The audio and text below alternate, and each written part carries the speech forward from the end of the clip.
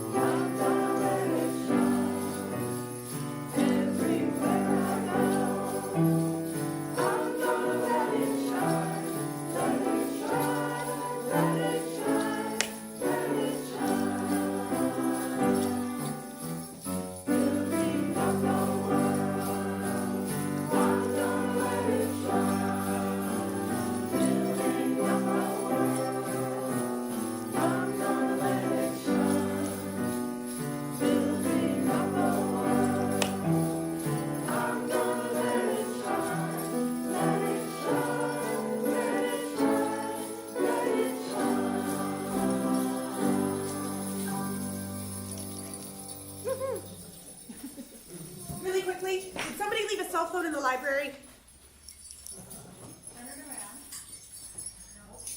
Got a green case? Okay, I'm gonna have it right here. If anybody knows who it belongs to. Sorry. Okay, good.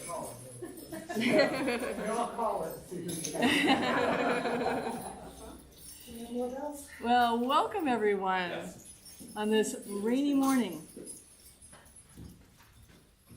Welcome to the Unitarian Universalist congregation of Hillsborough, where we constantly strive to be an open and welcoming congregation to all who seek community and support.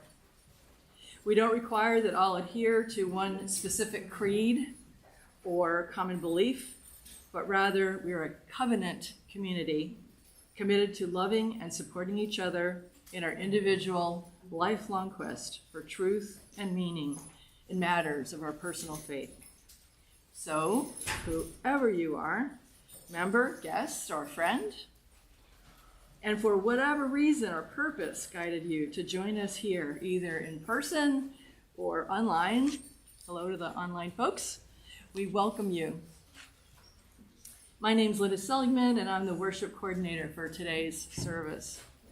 As a lay-led congregation, there are lots of folks, contributors who make this possible, and a big thank you to all. You know who you are, and we really appreciate everything you do. I am the listening ear today, so feel free to come and find me if you'd like to talk, or you can call me at home. That's good too. And now it's my pleasure to introduce Reverend Patty Hanneman. A lot of you know her. She lives in Durham with her partner Karen and has served Unitarian Universalism as a campus minister at Duke University and parish minister here in Hillsborough, right here. She is now in private practice, serving congregations, groups, families, and individuals through spiritual direction and transitional ministry. So welcome back to the pulpit. Great to see you.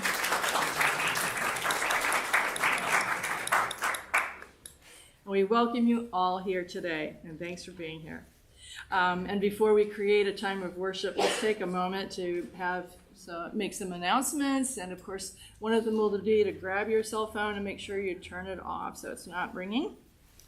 And if anyone has an announcement, please come on up. I just want to remind you all that our Christmas Eve service is next Sunday. And it's at 5 p.m. There's no service in the evening. And on December 31st, New Year's Eve day, we will have a service at 10 a.m. and it's going to be a really special service with burning stuff, and it's going to be really fun. We're going to be releasing the old year and receiving special blessings for the new year, so y'all come to that.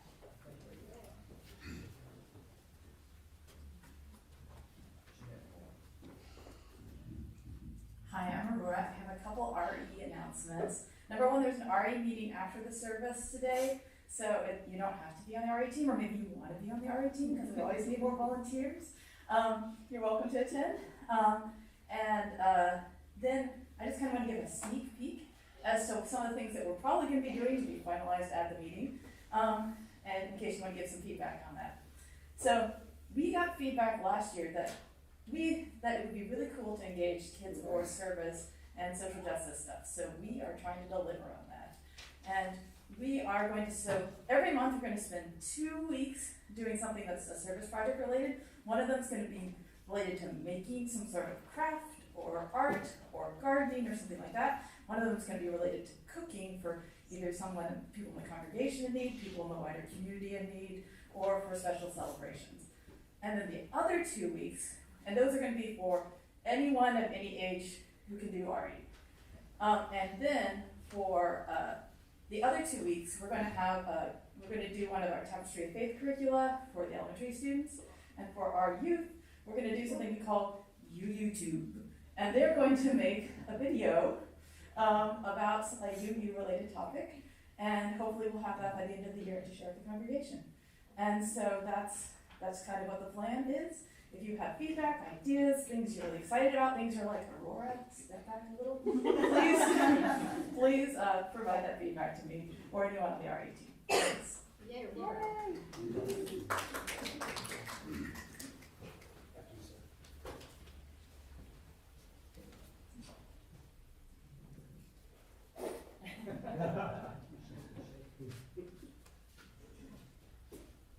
Just a reminder that now is the time to bring back your guests at the table box. All the little rattlings in it. And just put them on the altar.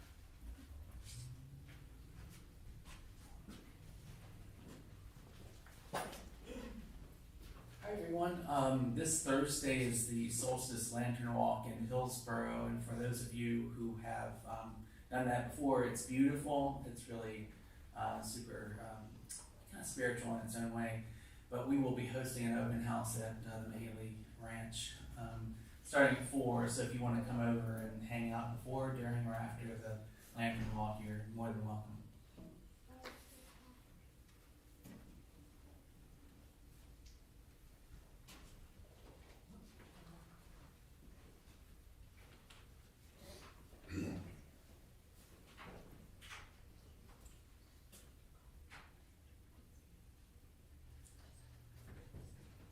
Hi there, I'm Hattie, and there is a sign-up sheet on the coffee bar for whoever would like to help set up coffee or clean up afterwards. And Steve, thank you. Your name is on there, I saw it. It'll be there.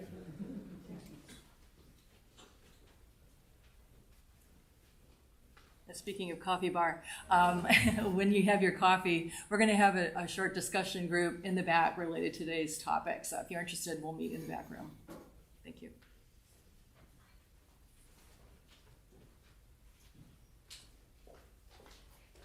Good morning, everybody. I think I'm going to have to lower this a little bit. It's good to be back, and I want to thank David for inviting me back today. Thank you, David. Let's just take a moment to center ourselves, take some deep breaths together before our call to worship. Letting go of anything that may be keeping us from being completely present with each other this morning. Breathing in all the wonderful vibes from this community. These words are by the Reverend Joan Xavier Duval. Out of depths unknown, the spark of life ignites, and we are born. We enter the world, a universe not of our making, our lives unfold in mystery and wonder. Questions abound, for which there are no definitive answers. And so We gather in community to seek in one another assurance and recognition, compassion and strength.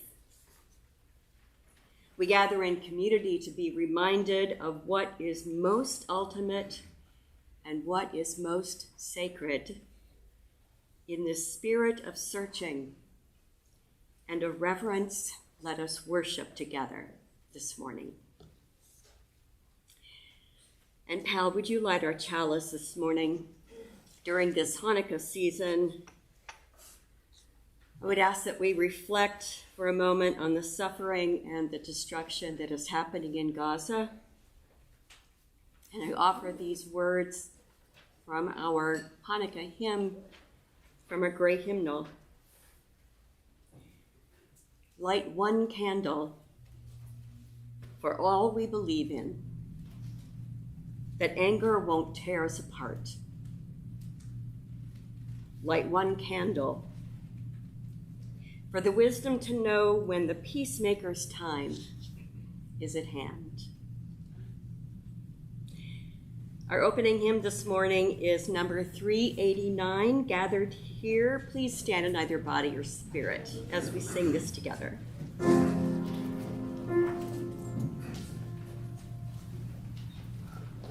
We'll sing it in unison a couple of times, and then we're going to break into a 3-part round. Gathered here in the mystery of the hour, gathered here in one strong body, gathered here in the struggle and the power, Spirit draw near. Gathered here in the mystery of the hour, gathered here in one strong body, gathered here in the struggle and the power, Spirit draw near. Gathered here in the mystery of the hour, gathered here in the mystery of the hour, gathered here in the mystery of the hour, gathered here in the struggle of the body, gathered here in the mystery of the hour, gathered here in the mystery of the body, gathered here in the mystery of the body, gathered here in the struggle of the body, gathered here in the mystery of the hour, gathered here in the mystery of the body, gathered here in the mystery of the body, gathered here in the struggle of the body, gathered here in the struggle and the power, Spirit draw near.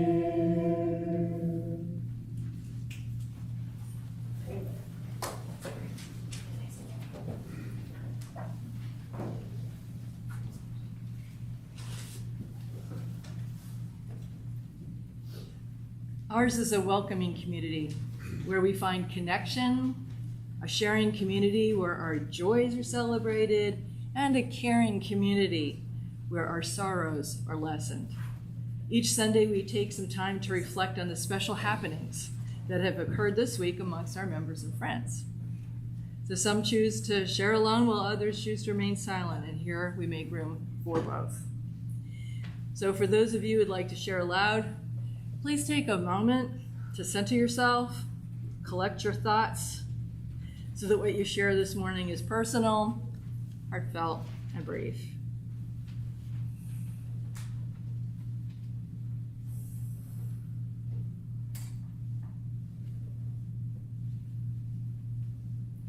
So now please come forward, tell us your name, and share what is in your heart.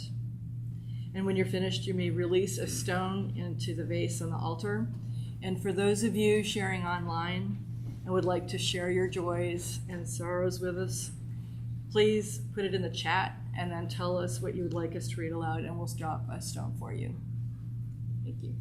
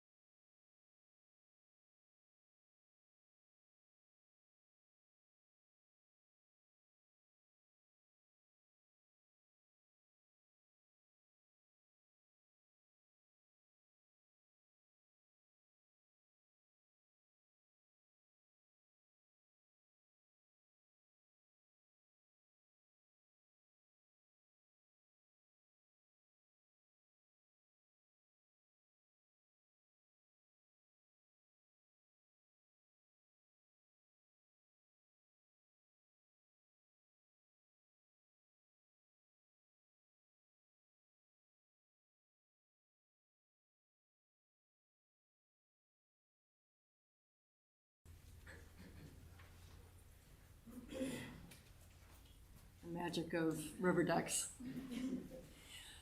For those of you who would prefer to silently acknowledge your joys and sorrows remaining in your hearts, I invite you to come to the altar and release a stone into the vase in silence while Aviva plays Dark of Winter.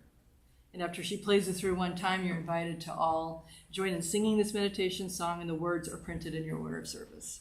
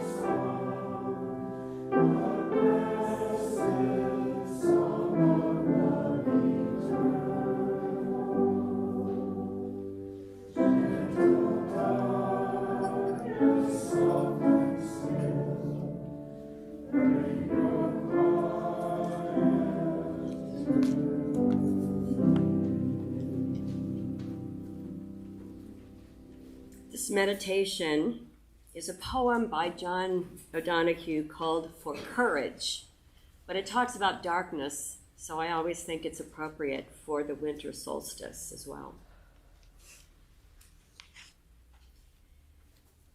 When the light around you lessens and your thoughts darken around you until your body feels fear turn cold as a stone inside. When you feel yourself bereft of any belief in yourself and all you're unknowingly leaned on has fallen. When one voice commands your whole heart and it's raven dark, steady yourself and see that it is your own thinking that darkens your world. Search and you will find a diamond thought of light. Know that you are not alone and that this darkness has a purpose. Gradually, it will school your eyes to find the one gift your life requires hidden within this night corner. Invoke the learning of every suffering you have suffered. Close your eyes and gather all the kindling about your heart to create one spark. That is all you need to nourish the flame that will cleanse the dark of its weight of festered fear. A new confidence will come alive to urge you toward higher ground where your imagination will learn to engage with difficulty as its most rewarding threshold. Blessed be. And now let's sing our children to their classrooms with our children's blessing found in the back of your hymnal.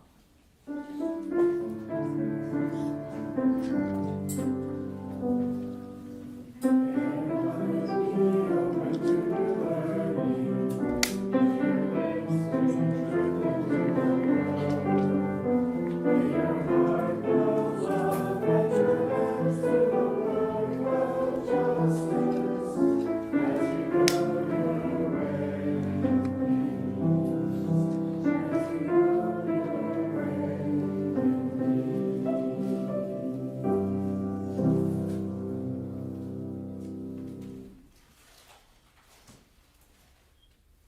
years before I ever thought about ministry as a profession, I was in a graduate program at Duke that focused on cultural anthropology and religion and women's studies. My thesis project for that degree was based on a series of interviews with lesbian women who identified as Christian from various faith communities, and I wanted to hear about their coming out experience. My working thesis for that project was that the more conservative the faith community they were from, the more difficult their coming out experience would be. And yet, when I looked at the data, there was no correlation. And I was dumbfounded by that, quite honestly. But fortunately, I had a very wise and very patient advisor who said to me, "There's something really interesting here. It's just not what you expected." And for weeks, that something interesting that she could see was a mystery to me. And then one day, I actually had the humility to get past my own preconceptions of what I was going to find, to look again at the interviews. And when I did that, when I could step back from what I thought was true, the pattern was so obvious. It had nothing to do with the faith communities at all. It was all about their parents. The difficulty each woman had in coming out depended on how she saw her personal relationship with God. And that relationship was modeled after her relationship with her most significant caregiver. So that if her mother had been emotionally abusive, God was experienced as emotionally abusive, as unworthy. If the father was judgmental, God judged her sexuality very harshly. If love had been withheld for bad behavior, then of course God was going to be judgmental and only available if she led a moral life. But if the caregiver's love had been unconditional, then the woman felt safe in saying, "Nothing can separate me from the love of God." And on and on. I had done over 20 of these interviews, and I saw this pattern in each interview. I witnessed this deep autobiographical element of the divine-human relationship. Our images of a personal God represent the frustration or the lack of frustration felt at the loss of the holding environment we thought we deserved as a small child, the Garden of Eden from which we were banished during our earliest years. And this personal God who takes on human qualities like judgment and anger, passive aggressiveness, or unconditional love is common among humans. It doesn't matter what culture you come from. It's very common. The idea that there's a God that takes on these qualities tugs on something at our deepest level. We still might have a chance to correct all those wrongs done to us through this new relationship. I was reminded of this psychic tug recently when I visited my mother, who's now 97. lives by herself in her home in Minnesota. We're so fortunate for that. And on Saturday night, we were watching one of her favorite programs on television, the Gospel Hour, on her favorite country station. And we listened as Alan Jackson crooned songs like The Old Rugged Cross, Rock of Ages, Tell Me the Old, Old Story. And I found myself getting choked up along with Mom as we were transported back to Eden, wrapped safely in Jesus' arms. And as I was listening to the music, I was also reading a book by Chet Ramo, who is, some of you may know, is a religious naturalist. And I thought, how can I be reading this book about religious naturalism where he says everything is holy when God is gone? How could I be reading this book thinking this makes so much sense and still feel that tug on my heart listening to that music?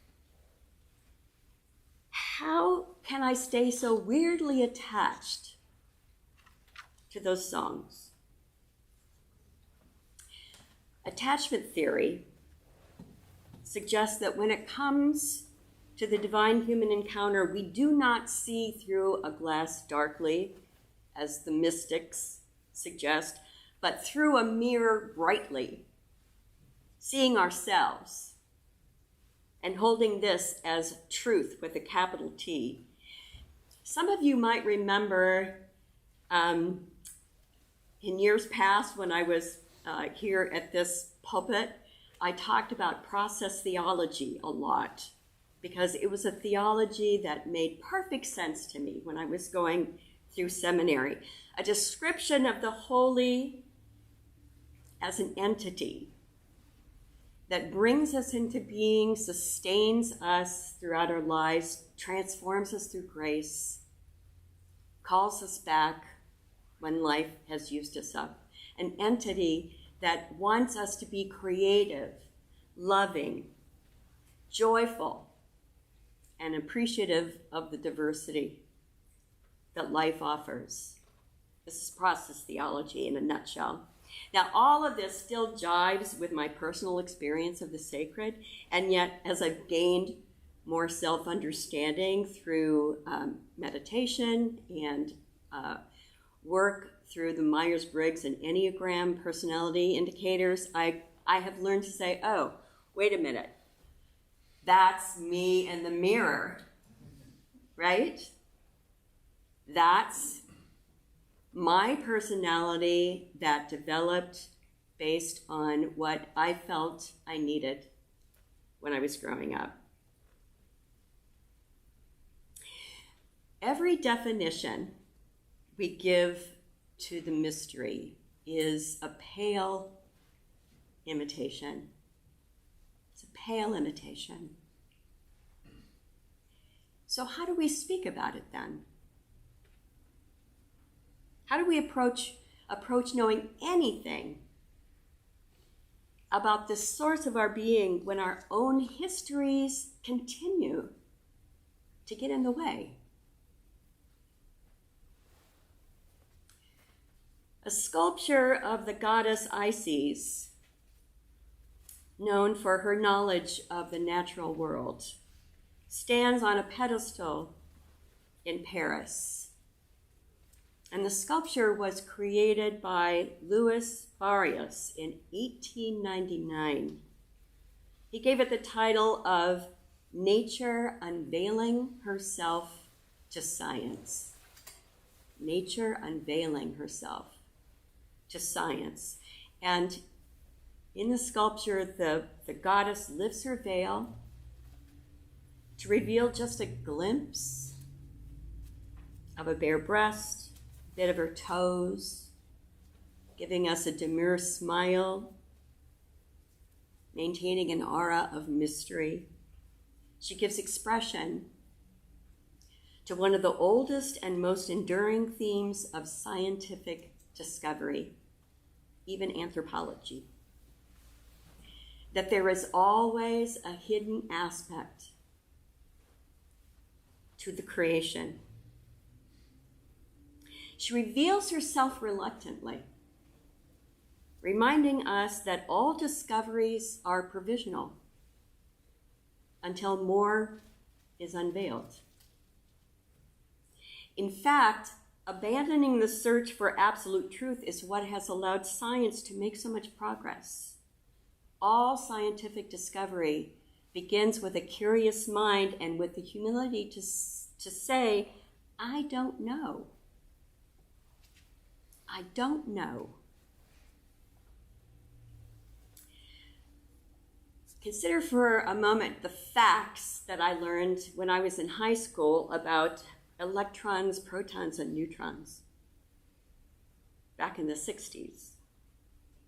There are other entities now that I can't name this morning that have shown that the electrons that I learned about in high school don't really exist the way they described them then.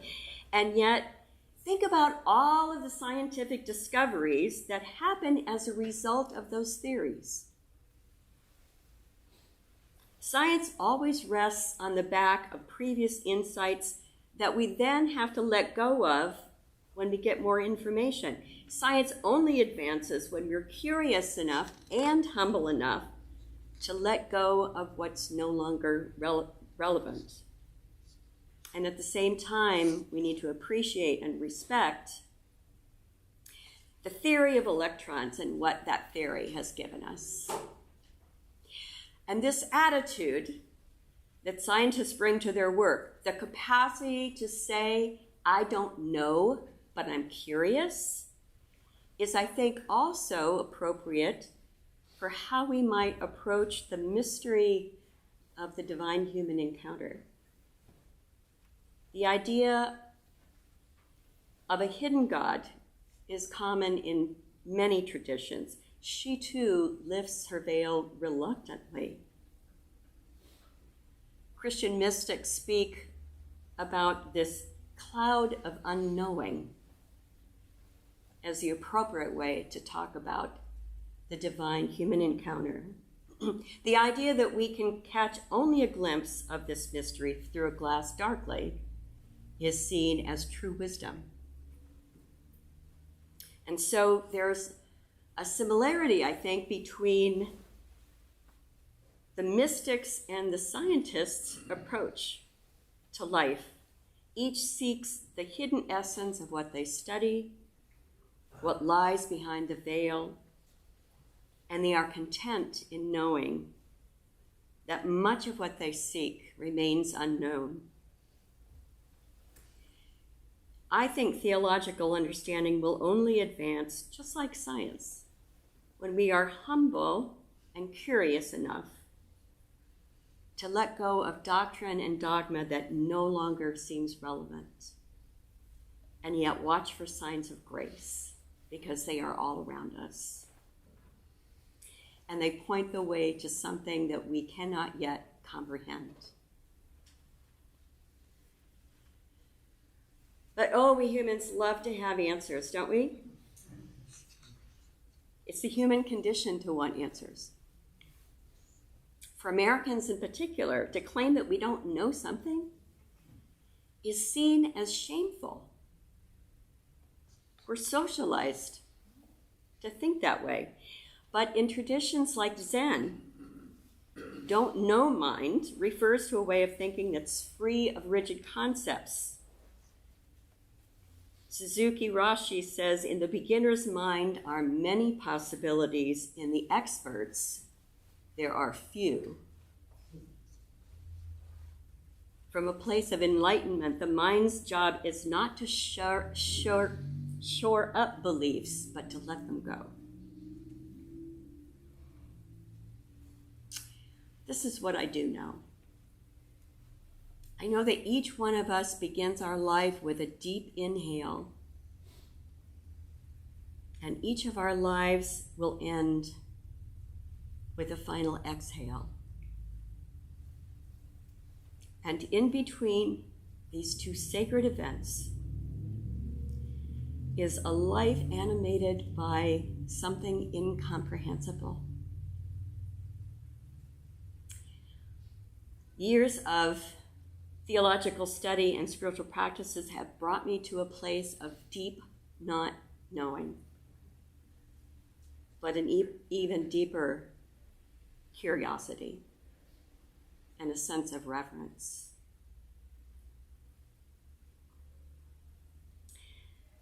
In his book, Honey from Stone, Chet Ramo describes this dance of reverent knowing and not knowing in this way. He says, all that we know, now and forever, all scientific knowledge that we have in this world or will ever have, is as an island in a sea of mystery. We live in our partial knowledge as the Dutch live on polders claimed from the sea. We dike and fill, we dredge up soil from the bed of mystery, and we build ourselves room to grow, and still the mystery surrounds us. It laps at our shores. It permeates the land. Scratch the surface of knowledge and mystery bubbles up like a spring. And occasionally, at certain disquieting moments in history, Galileo, Einstein, a tempest of mystery comes rolling in from the sea and overwhelms our efforts, reclaims knowledge that has been built up for years of patient work. And then we start building again, throwing up dikes, pumping, filling, extending the perimeter of our knowledge and our security. Unquote. Knowledge as an island in the sea of mystery. We are our human best, my friends, when we are creatures of the shore, with one foot on the hard ground of fact and one foot in the sea of mystery. It is at the shore that the creative work of the artist, the poet, the theologian, and the scientist take place. So during this season, which is difficult for many Unitarian Universalists, as we go to spend time with relatives and friends that may be claiming that a babe born in the manger is the answer to all of our deep questions, may you find the time to stand in awe of that life force that extends beyond all metaphors, beyond all the small gods we create in our own image. May you instead stand on the shore of knowledge and look out to the sea of mystery and call her name. May it be so, and blessed be.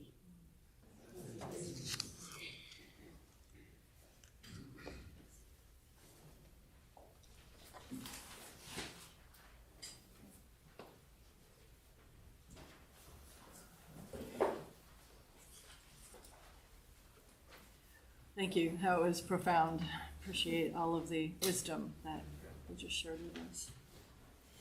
At this time, each Sunday, we take up a monetary offering which supports our social work, social justice work in this community. And this month, our plate offering goes to New Hope Elementary School. And we will have a wonderful presentation by our songbirds.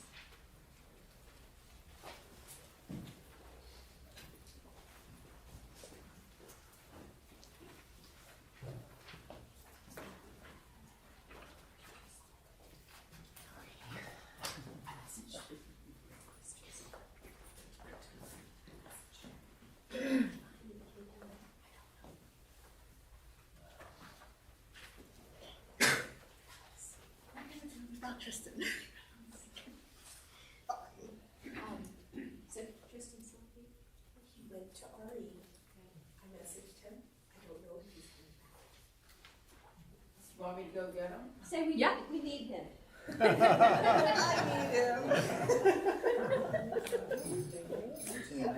Yeah, we can do it, we can do it.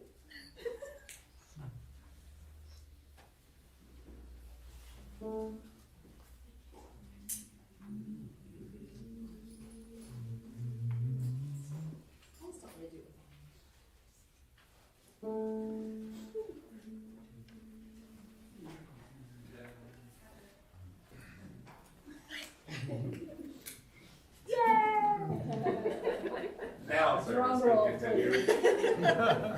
Was I? You're next to me.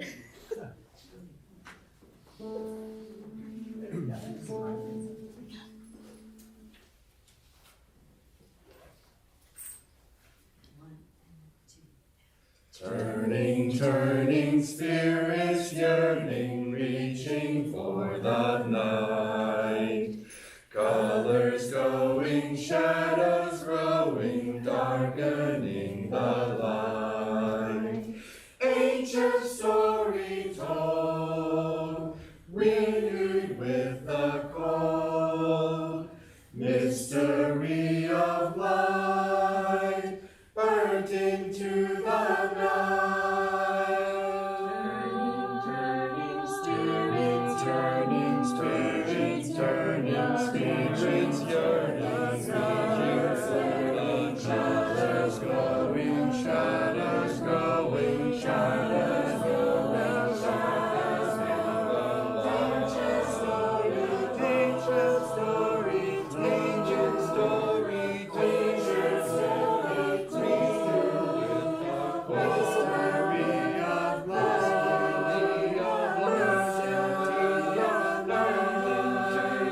turning, spirits, turning, spirits yearning,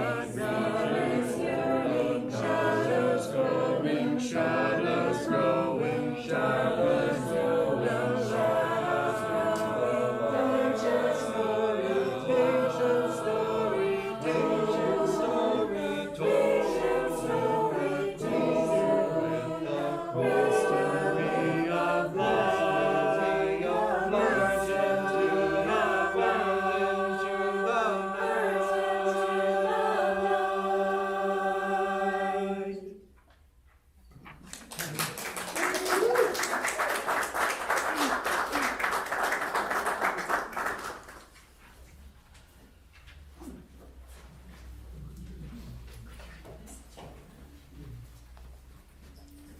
Thank you. I appreciate that. Please join me in the prayer of collective gratitude found in your order of service. For the love that surrounds us every morning, for the friends beside us, and for the generous gifts just received, let us be truly grateful. And we have our closing hymn, and please stand in body or spirit as we sing it. It's the oneness of everything in the teal hymnal, number 1052. To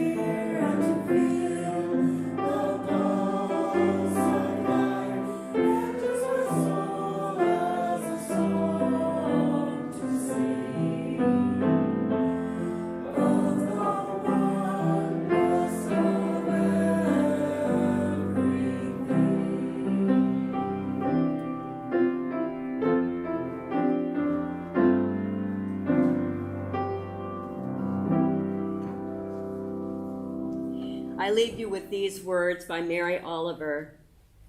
Let me keep my distance always from those who think they have the answers. Let me keep company always with those who say, look, and laugh in astonishment and bow their heads. Pal, will you extinguish our chalice, please, as we say together the words printed in your order of service? We extinguish this flame, but not the light of truth, the warmth of community, or the fire of commitment. These we carry in our hearts until we are together again. Go in peace, my friends. Blessed be.